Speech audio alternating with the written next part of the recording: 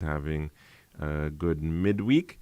And today, we just wanted to send out some condolences to the Ja family, of course, as they are heading to the funeral of the patriarch, the father of the Ja brothers. A number of them, of course, who've made contributions all across the island, whether it may be in sport, as is the case, for instance, of Earl Ballhog Ja in football in particular, and of course his brother, Mr. Ignatius Ja, who continues to serve formerly, of course, as Minister for Agriculture as well as Minister for Physical Development, continues to serve at the level of regional level as chair of CARDI, the Caribbean Agricultural Research and Development Institute, and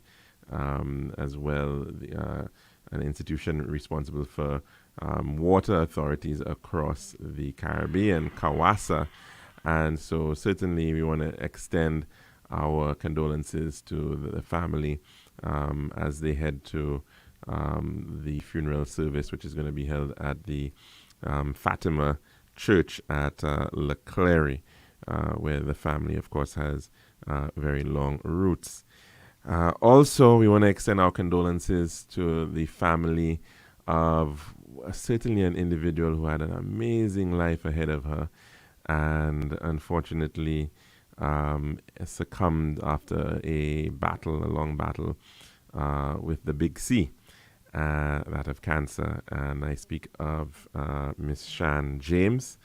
And she may have been, some of you may have known her by her magnificent voice, and certainly she had, was such a person, so vivacious, had so much potential, and we know that she was going great places in her life, and at such a tender age, and of course to succumb to cancer is no doubt very devastating to her friends and family. And so we certainly send out our condolences to her mom, who of course is a very regular listener to this program and to Radio Caribbean International, as well as to her aunts and Jean and the Francois family. It certainly is not a very easy time for them to have to be dealing with, of course, somebody who should have been looking towards, starting her own family and having children and then grandchildren and what have you. And so we certainly want to commiserate with the family at this time. And of course, to so many people out there who have to be dealing with the challenge of cancer. Just recently, an announcement coming from the Ministry of Health that they're starting up a cancer registry, and that is certainly really important in terms of tracking the impact of cancer. We do know that there are a lot of people who are doing good work in this regard. The St. Lucia Cancer Foundation Society and the St. Lucia Medical and Dental Association, which is involved in that, and of course a number of corporate St. Lucian groups which are supporting various cancer awareness initiatives. And certainly we do have to be keeping attuned with that, because cancer can be caused by so many different things, whether it's hereditary, whether it's environmental, whether it is as a result of our habits. Of course, we've known for some time now the associations, correlations between smoking and lung cancer, for example, and the other issues of excess consumption of alcohol and the impact that can have on cancer as well. And so living healthy lifestyles in general, of course, certainly does help towards that. And we've seen this issue of cancer becoming far more prevalent, and the move, of course, to be able to establish this cancer registry is very, very important. That just to share that story with you, and a significant move to bolster healthcare data and improve decision-making processes, Chief Medical Officer Dr. Sharon Belmar George has announced the initiation of a cancer registry in St. Lucia. The Ministry of Health, Wellness and Elderly Affairs, through its epidemiology department, is actively working on establishing this crucial database. Dr. Belmar George emphasized the paramount importance of the cancer registry, citing the pivotal role data plays in guiding decisions, especially when faced with limited resources. She pointed out that data and information drive numerous decisions within the ministry, and currently there seems to be a gap in understanding the causes, primary effects, and demographic groups affected by cancer in the region. Quote, "We do believe that during the new year, this is one of the areas we hope to have fully up and running because we know of its importance," stated Dr. Belmar George. Establishing a cancer registry will serve as a comprehensive repository of information on cancer cases in St. Lucia. This initiative aims to enhance the ministry's ability to make informed decisions regarding healthcare policies, resource allocation, and targeted interventions. By having a centralized and up-to-date database, health officials can better understand the prevalence of different types of cancer, identify trends, and formulate strategies to address specific health challenges. The registry will encompass data on the causes of cancer, demographic information about affected individuals, and the primary effects of different types of cancer prevalent in the country.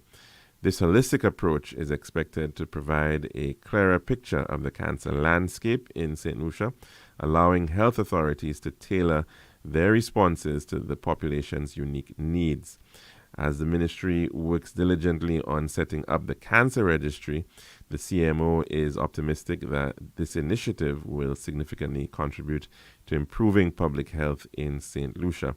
Dr. Belmar George reassured the public that the ministry is committed to ensuring the timely completion of this project, recognizing its potential to impact healthcare outcomes in the nation positively. That's the end of that story coming from St. Lucia Loop News. And we have seen the association of even certain types of materials and how they can potentially impact cancer. Things in the water, for instance. It could be the issue of pesticides. And so really undertaking this initiative and certainly ensuring that it is mapping people by demographics, mapping people geographically as well, is going to be very important, because that's where you can begin identifying the trends, identifying hot spots, seeing whether there's something that is going on in a particular area. We've heard anecdotally, for instance, of the potentially high levels of cancer in the Mabuya Valley and certain valley areas. Is there an association to that and the use of pesticides and how close people are living to farms that are using pesticides? Or is it in the water that is as a result of the issue of infiltration and pollution? Pollution is, of course, a major concern, and that's something that we don't really look at when we think about.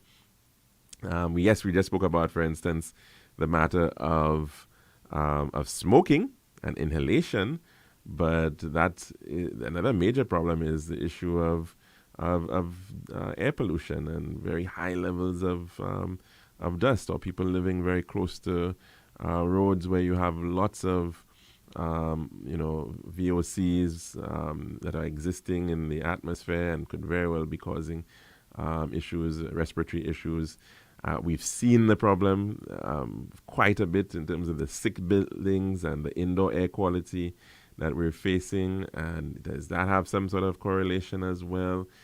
So we do have to study and do the necessary data collection and research as a country to be able to put us into a much better position to be able to tackle the issue of cancer and the spread of cancer.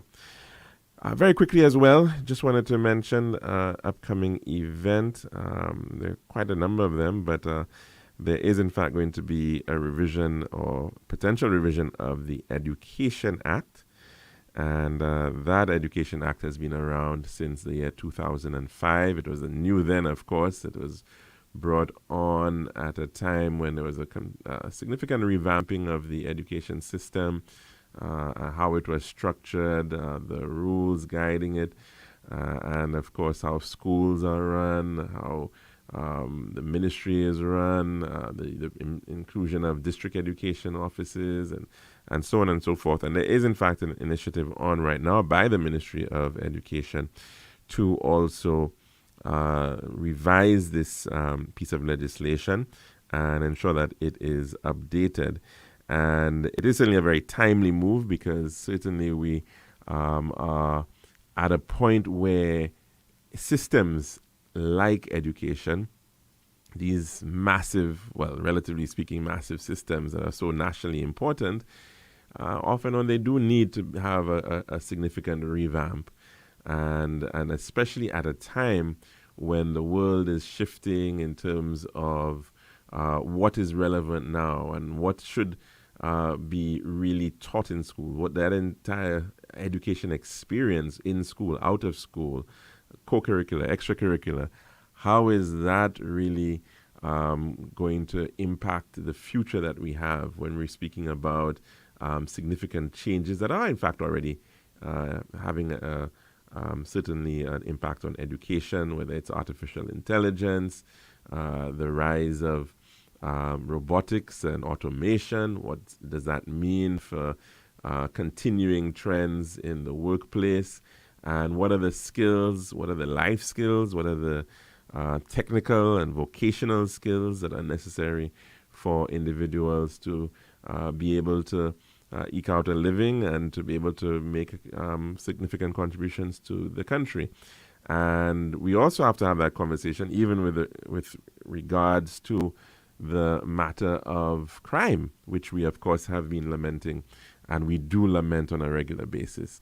And the importance of the school as a space, as a safe space, as a space that is reinforcing, that is making connections with the community, that is making connections with the families and homes, that is certainly ensuring that there is that ecosystem of growth and support for young people who are looking for new opportunities. They're looking for ideas. They're looking for opportunities to learn. They're looking for a means by which they can better themselves, and of course just have fun as well.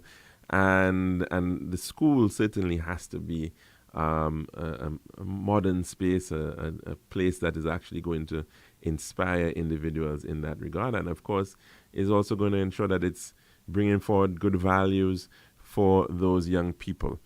And we certainly have to be looking at that, and let's hope that that is part of the thrust, of course, regarding this shift, this potential shift in terms of the revision of the Education Act. And there's in fact going to be a virtual town hall meeting this Friday between 2 and 3:30. So, of course, if you are interested in that, you probably should check out the Government Information Service as well as the Ministry of Education if you want to be part of that. There's, in fact, a Zoom link available for that purpose. Now, we're going to end here our dish of the day. And when we come back, we'll be taking in some calls. This has been The Daily Dish.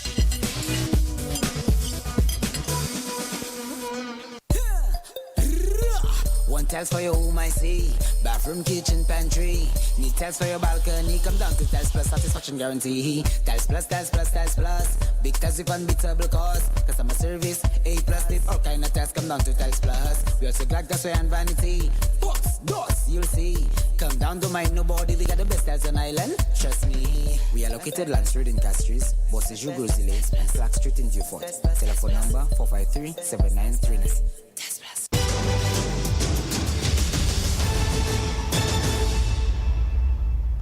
And welcome back to the Lunchroom here at Radio Caribbean International. It's 20 minutes after the hour of 1 o'clock. And the number to call in to tell us what's on your plate today. It is 452-3046. Again, 452-3046, as well as our WhatsApp number. That is 724-0008.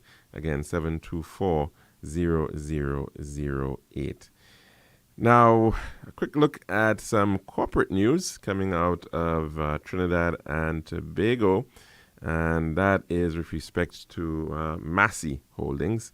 And they have declared a 21% rise in profits from continuing operations. That story coming out of the Trinidad and Tobago Guardian, and it reads as follows. As it celebrated 100 years in business, Massey Holdings Limited yesterday reported after-tax profit from its continuing operations of $833.3 million for the financial year ended September 30th. We'll get to that story in just a bit. I thought we had some calls coming in, but looks like that individual has changed their mind. And so just to continue sharing that story, continuing operations profit after tax of $833.3 million, that's TT dollars, of course, for the financial year ended September 30th, 2023, a 21% rise increase compared to the $689 million it earned in its 2022 financial year. The investment holding company generated third-party revenue of $14.2 billion in its 2023 financial year, which was an increase of 15% over the $12.3 billion in revenue Massey reported in 2022.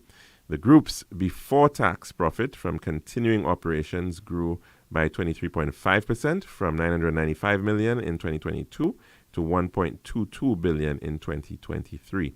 Massey noted that in its 2023 financial year, it closed 3 significant acquisitions: Rose IGA Supermarkets, an independent supermarket chain in Jacksonville, Florida; Air Liquide TNT Limited, a manufacturer and supplier of industrial and medical gases in Trinidad and Tobago; IGL St. Lucia Limited, the parent company of a cooking gas distributor and manufacturer and distributor of industrial and medical gases in Jamaica.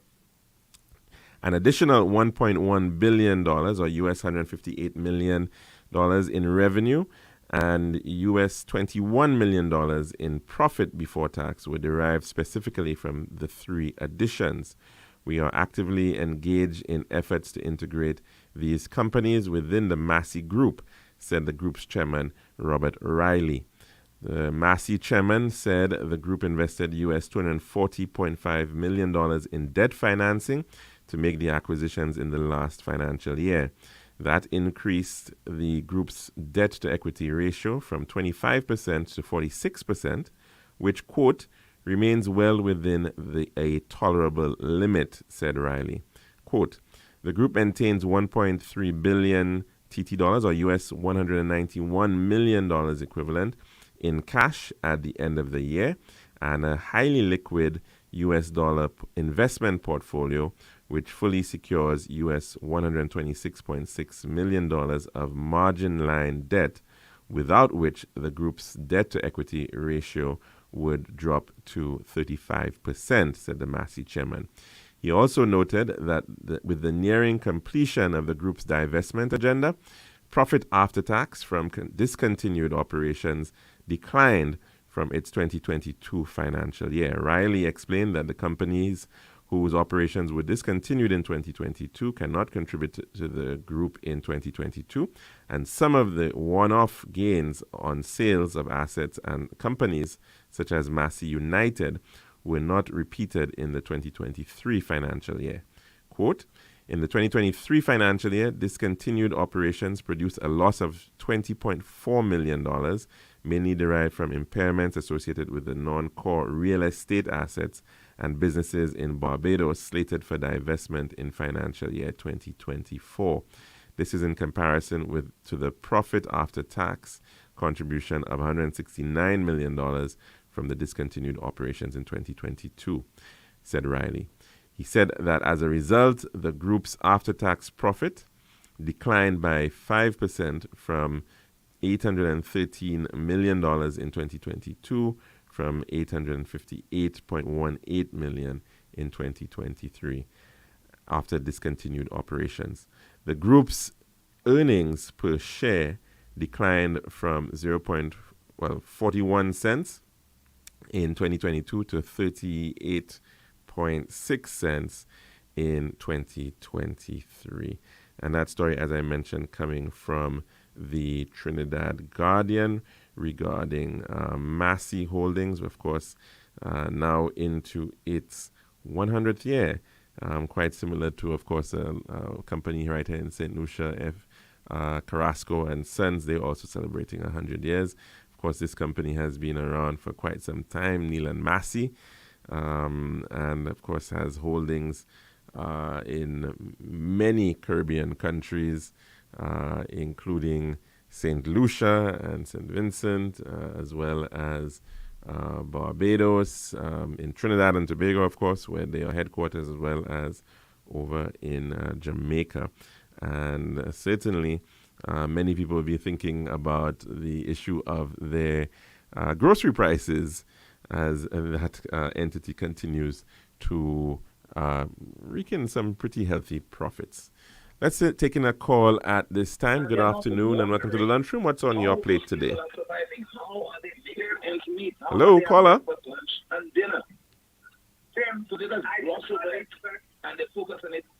Hello, good afternoon. Well, we seem to have a caller listening to something else and they're calling in, so not too sure what's going on there. Now, come the 30th of November, there's going to be a protest march being organized by the United Workers' Party, and that's happening in the afternoon. And this time, it is going to be, I believe, in the Castries area, the intention of it starting from the VG playing field. Now, just saw a flyer of that protest march, and it says as follows: therefore, let's come out to march to say no to GPH, to save the Vieux port from no development for 40 years. Say no to an 80-year-old hospital. Say no to nepotism. Say no to a downsized airport terminal. Say no to other issues including victimization, food inflation, 2.5 levy, crime escalation, increase in gun violence. Therefore, deserves better. And of course, I suppose this is a flyer which has been targeted to individuals living in the community of Vieux. But interestingly enough, though, the call "Say No to an 80-year-old hospital," and that in itself is a very strange one, because we do know, for instance, that as with the case, for instance, of Victoria Hospital, which is over 130 years or so now, and in the case of St. Jude Hospital, the original structure was in fact built back in 1941-42 or thereabouts, as part of the whole military installation that the Americans were building during World War II. But of course, playing on the minds of individuals by saying "say no to an 80-year-old hospital" obviously is meant to give the impression that the hospital has pretty much been stagnant and the same since 1942. Let's take in a call at this time. Good afternoon and welcome to the lunchroom. What's on your plate today? Oh, the opposition UWP is very much on the plate, Calix. And let me say to you, or take this opportunity to say, that the opposition leader, I believe, is the very best hypocrite St. Lucia has to offer. Or I do not even think St. Lucia offers him. Because the thing is, you would think for a gentleman who was just the Prime Minister of St. Lucia not too long ago, a Prime Minister where almost an entire nation was dissatisfied with his policies, one would listen to Shastny and think this gentleman really do have the interest of the ordinary man at heart. I mean, once again, he tries to fool us with his tears and his concern. I mean, I listened to this gentleman in the House of Parliament, and I must say it is an utter joke. Isn't this the same Prime Minister or the same individual, okay, then Prime Minister, soon after taking office, after his victory at the polls, held his inauguration ceremony in Beaufort and promised a cruise terminal, and the individuals who were supposed to be responsible for the signing of that agreement was in the audience, and two of his ministers would be meeting with those individuals possibly a week and a half later. 5 years elapsed, and Beaufort have seen nothing. And this is the individual that is saying to the people of Beaufort to say no to the port development. I mean, am I hearing right? Well, it's also not clear as to who was really going to be building that port in Vieux-Fort, because, as you rightfully said, that there was that first suggestion that, I think there were some representatives of the FCCA, Florida Caribbean Cruise Association in the audience, and somehow, but the Florida Caribbean Cruise Association does not own any ports. Then there was a suggestion that somehow Carnival Cruise would have invested in a port. Then, of course, that never really happened, as you rightfully said, during the 5-year period. Then there was also a suggestion that DSH, remember, DSH had shown, very fancy renderings of an island shaped like a dolphin, and there was going to be berths there, cruise berths, and that whole reclamation area being proposed in Vieux-Fort. Again, it wasn't clear as to whether this was being built by DSH, but it was part of their renderings.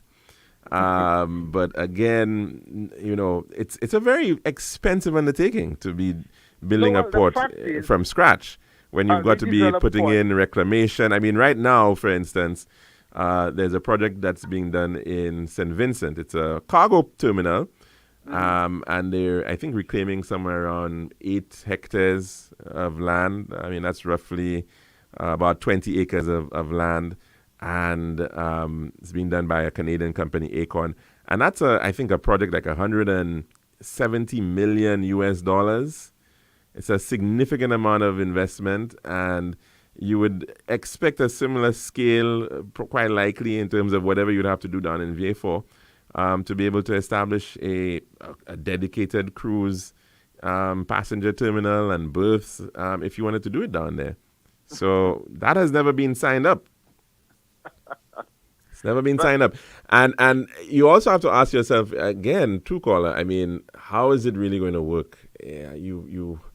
Where we are at in the Southern Caribbean, with the amount of the volume of cruise vessels that we're seeing, will we be able to sufficiently function or run 2 cruise ports in both Castries and Vieux-Fort? I mean, the idea that you wanted to have a home port, which was the idea, right? Okay, you wanted to have a home port in St. Lucia. Barbados does home porting right now, very successfully. A lot of P&O vessels, passengers come in and they land at Grantley Adams, and they take the 40-minute drive from Grantley Adams to the port. Or to the hotels, and it works perfectly fine. So the question is, do you need 2 separate ports to do that, or should you be? I mean, it wasn't very clear to me, this idea. It sounds nice. We've been flirting with this idea for many years that we need 2 of everything. We need 2 airports. We need 2 cargo ports. Now we need 2 cruise ports, and the reality is that quite often, it's the cost of maintaining it is just not really feasible. And we've seen what has happened with the port of Vieux-Fort, for instance, in terms of cargo. It was supposed to have been a transshipment port, and obviously we're nowhere near able to compete with the likes of Freeport in the Bahamas or Kingston, in Jamaica, or even other, relatively small ports like in Guadeloupe, Pointe-à-Pitre, and even Fort-de-France. So it sounds like it's a nice idea, but quite often I don't know that the feasibilities hold when we come up with these ideas. Caller, are you there?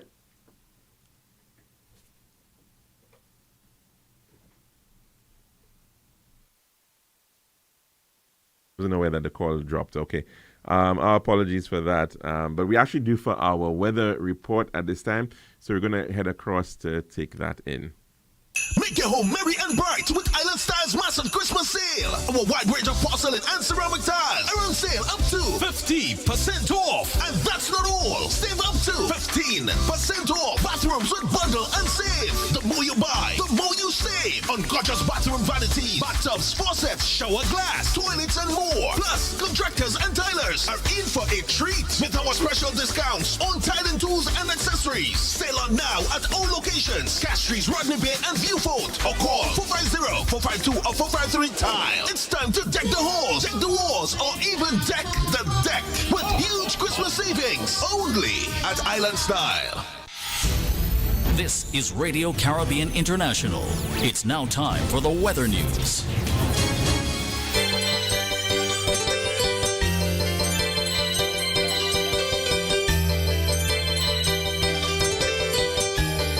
So of course, on the 1.1, it's now time for your weather report as of 12 noon today, presented by Island Style Talent Bath. The forecast for St. Lucia Valley for the Lesser Antilles. Fair skies becoming cloudy at times with a few scattered showers from late tonight into tomorrow.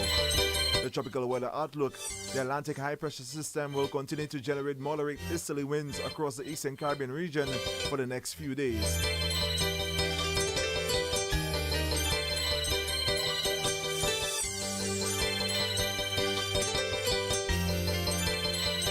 Weekend and stable conditions will cause occasional cloudiness with showers over the northern and central Lesser Antilles during the next 24 hours.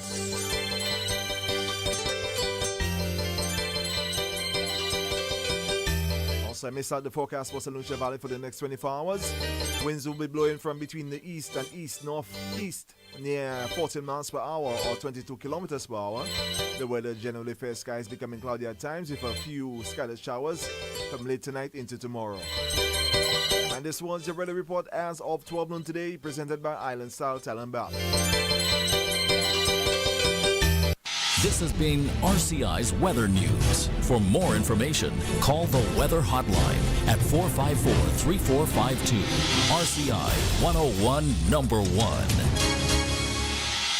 Make your home merry and bright with Island Style's massive Christmas sale. Our wide range of porcelain and ceramic tiles are on sale up to 50% off. And that's not all. Save up to 15% off. Bathrooms with bundle and save. The more you buy, the more you save. On gorgeous bathroom vanities, bathtubs, faucets, shower glass, toilets, and more. Plus, contractors and tilers are in for a treat with our special discounts on tiling tools and accessories. Sale on now at all locations. Castries, Rodney Bay, and Viewfort. Or call 450-452 or 453-TILE. It's time to deck the halls, deck the walls, or even deck the deck with huge Christmas savings only at Island Style.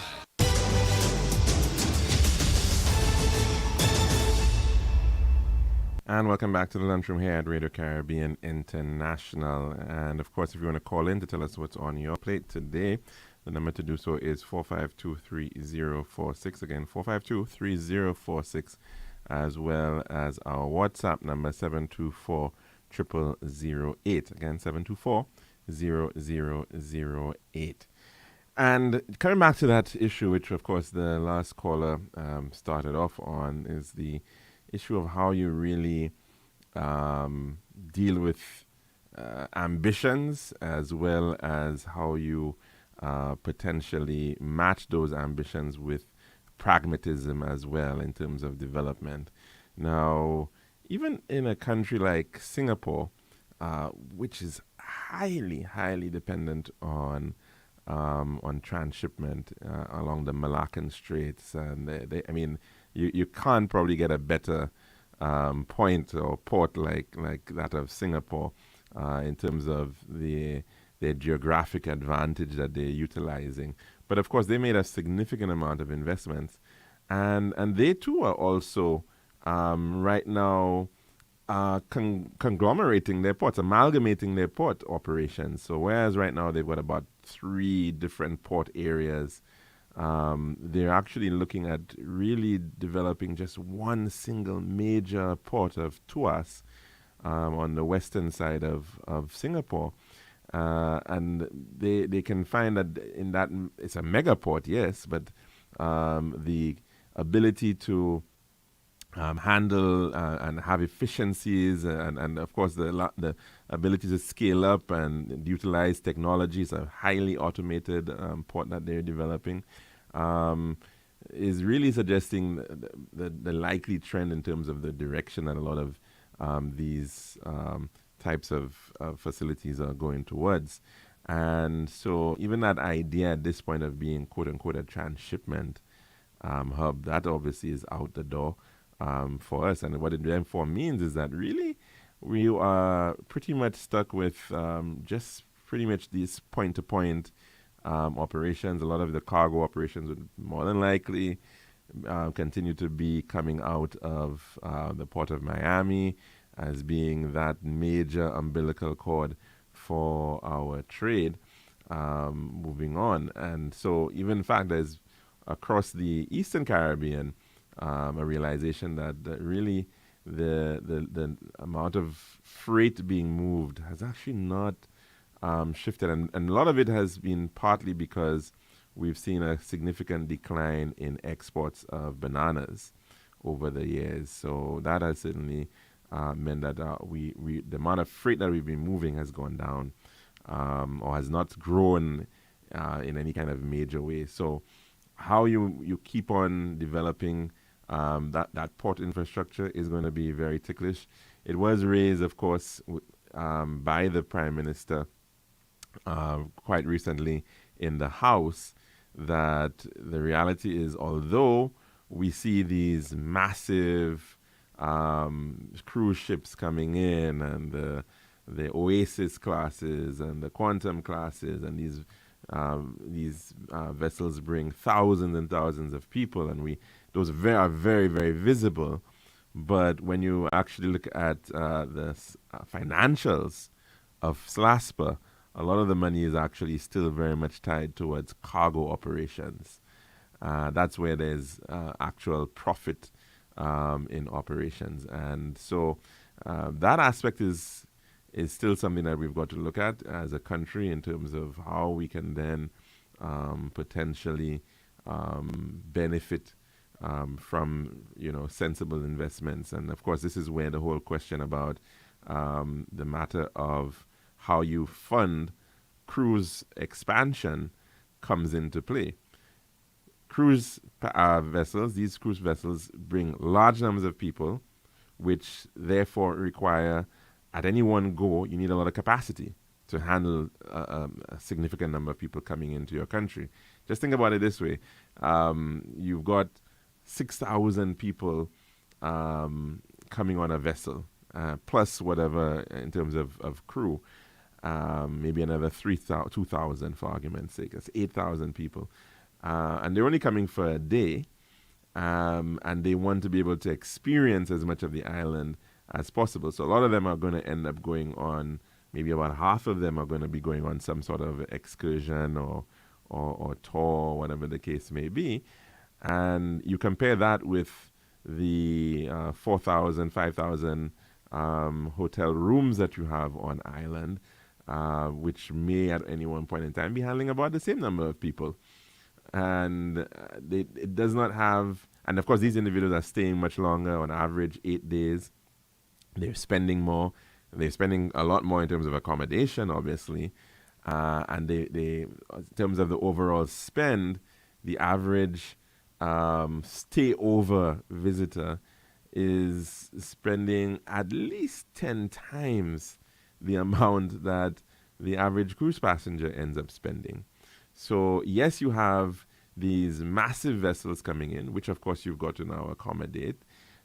You've got to figure out how these individuals will be coming off the vessel. You need space now to handle all the taxis that have to move these people almost at once, and so that they can, or coaches or whatever the case may be. So you need a lot of capacity, but the reality is the spend is actually not as great. And so it does matter certainly for certain sectors, like your taxi operators and your vendors and tour operators, attraction operators. But the challenge, though, is having to make that kind of investment that is necessary to support them.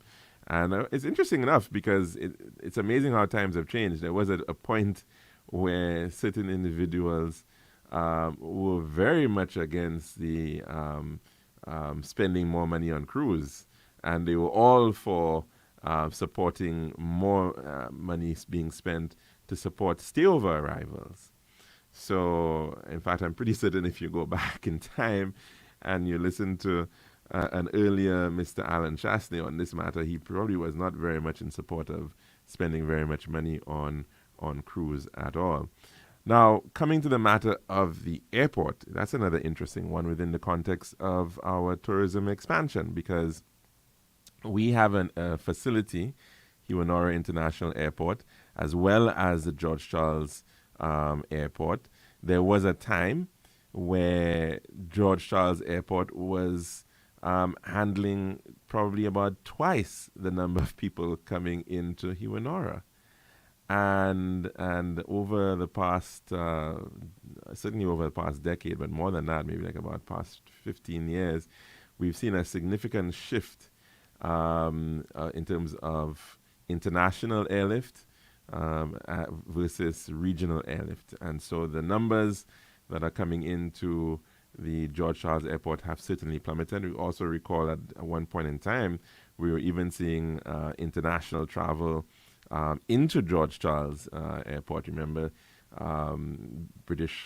BWIA was bringing in passengers using their, I think, MD-9s at one point in time. That has, of course, come to an end, partly because the airport is not up to code to be able to handle that size of aircraft and those jets. And so it therefore means that we're limited in that regard. But in addition to that, we've also seen changes in the regional airlift situation. Of course, we know LIAT and all its problems. There was a time when there was lots of competition. EC Express was in the market, and you had British Caribbean Airlines was in the market as well. A lot of competition. Flights were cheap. A lot of people were traveling. The numbers were high. We've seen that reverse. We're seeing taxes being a major problem in that regard. So you now have a situation where you have George Charles Airport, which is the older airport from the 30s, no longer really being able to pay for itself. And it's actually in a loss situation on an annual basis. Therefore, if you were to just make a purely financial decision about it right now as a country, we would certainly be closing down George Charles Airport. The other issue with George Charles Airport, of course, is that as opposed to even countries like Trinidad and Tobago, one airport in Trinidad, that is, Barbados, which has far more airlift than us, one airport, Martinique, one airport. You go to nearly every country in the Caribbean, and there is that one airport which is really moving most of the traffic. I mean, barring, of course, the larger countries in the Greater Antilles, like Jamaica, where they have two international airports, but that's because of the distances that you're talking about between Mobe and Kingston, or in San Juan. Even in San Juan, even in Puerto Rico, really is one major international airport. Yes, they do have a few other airports, I think in Arecibo and elsewhere, but really and truly San Juan is the main hub for activity. sees most of the airlift. And so really and truly, the luxury that we still seem to enjoy is really just that. It is a luxury at this point in time, maintaining two airports in St. Lucia. There's been suggestions in the past, and we'd have remembered the United Workers' Party, for instance, has touted the redevelopment of the George Charles Airport and creating a new terminal on the southern side, and it was part of the vision plan. But again, the question is, does it really make sense? The figures really justify that. And when it comes now to the issue of having two airports, one handling regional versus one handling international travel, you then have perfectly killed your opportunity to do any kind of hubbing. Now, we know that's how a lot of airports work, and the reality is, too, we perhaps have already missed the gun on the whole matter of being a regional hub. Partly because, of course, Grantley Adams is doing a fair bit of that already in our region, in the Eastern Caribbean. But in addition to that, we have seen every other island. Dominica is now building their own. St. Vincent, of course, has Argyle, which is a new, modern airport with a 9,000-foot runway, can handle international flights. And so the possibilities that could have existed in terms of St. Lucia being a supporting hub for St. Vincent and Dominica, unfortunately, is not very great at all. But even so, there is still some possibility that you would get if you actually co-locate your international and regional flights into one location. At least somebody could potentially say, well, okay, I want to fly from London to Dominica, and I can do so very seamlessly, by flying into St. Lucia and just connecting. Right now, it's not that easy, and still people do it. They may fly into George Charles, and then have to take that 1 hour drive down to the south of the island to HIA to be able to catch a flight, maybe to Miami or New York or wherever the case may be. It's still happening. And so that issue is one that we've got to be looking at. And of course, the other matter is that from the urban development perspective, the land that is available on the VG Peninsula, that very nice, lovely flat land is being taken up by that airport. And it, of course, is to a great degree hindering the potential expansion of our city of Castries. And so the question is, if you do that cost-benefit analysis and seeing, well, what can you gain from still having the airport versus what can you gain from actually freeing up that land and actually having a single airport, could you not potentially be in a better situation in the long run? Yes, there may be potential issues of relocations, of people having to utilize, a further distance. You may have to take taxis now. There's a longer time. But then that is when, therefore, you now have to see, well, where should we really be making investments? And that issue of the connection between North and South is a critical national imperative.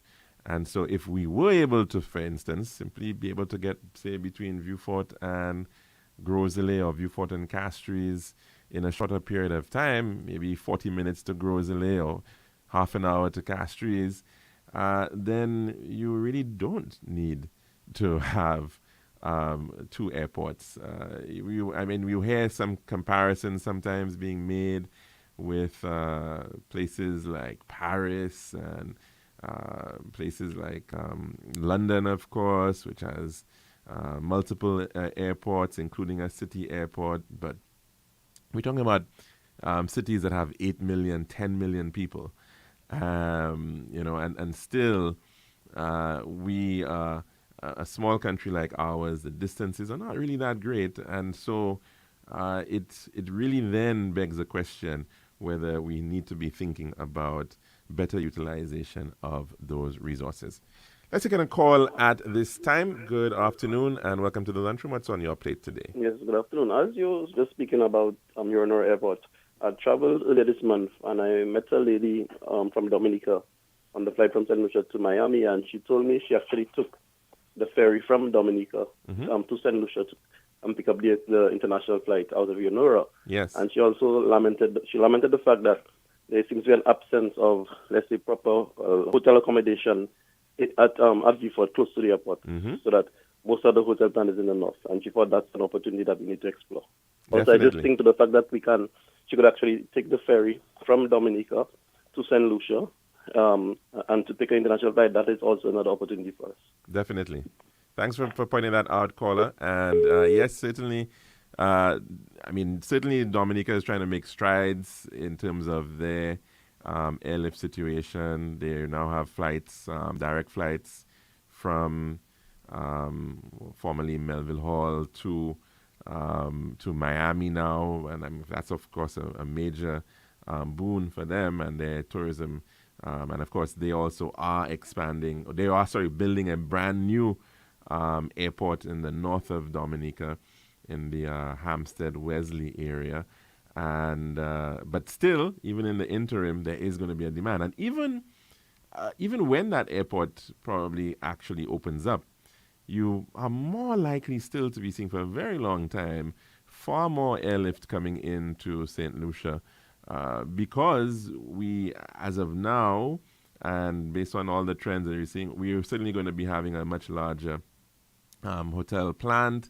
The number of visitors coming in is still going to be significantly larger, and so you will still find that you'll still have a more attractive potential for airlift into St. Lucia vis-a-vis Dominica, or even, of course, with the case of St. Vincent. So that potential will still be there, and should still be there, certainly, because we want a more interconnected Caribbean regardless. And so the issues of ferries and interconnections, that's really important as well. And so one of the things, for instance, I do believe Vieux-Fort could benefit from significantly would be a marina. And certainly that would be very attractive for a lot of individuals who are looking to have maybe a quieter experience and also head across to the Grenadines, and it's much closer, of course. So that might be certainly a really worthwhile venture for looking forward to for the Vieux-Fort area, certainly.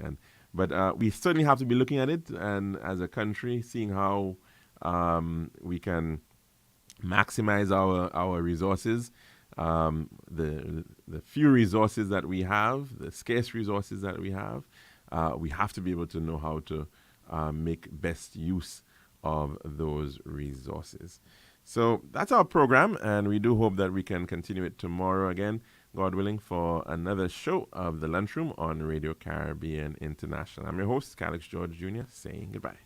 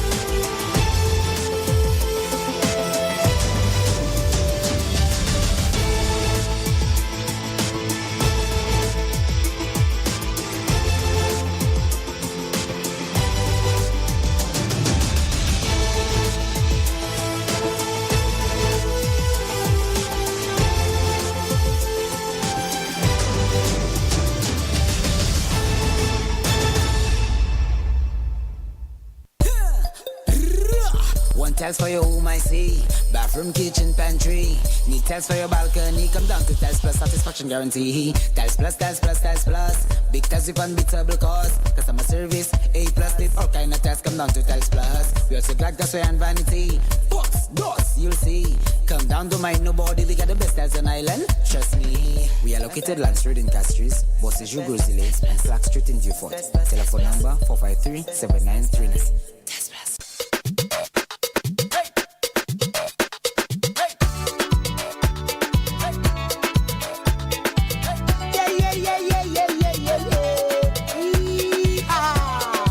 Ragamuffin, Christmas a come.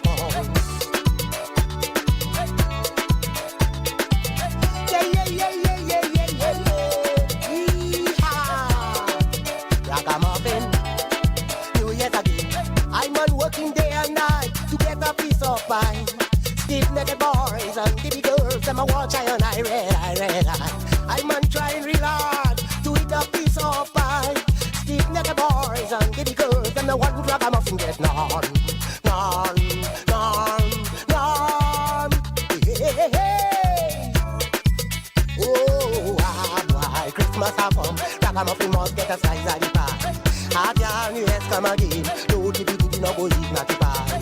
Stiff-necked Christmas a come, ragamuffin must get a slice of the pie.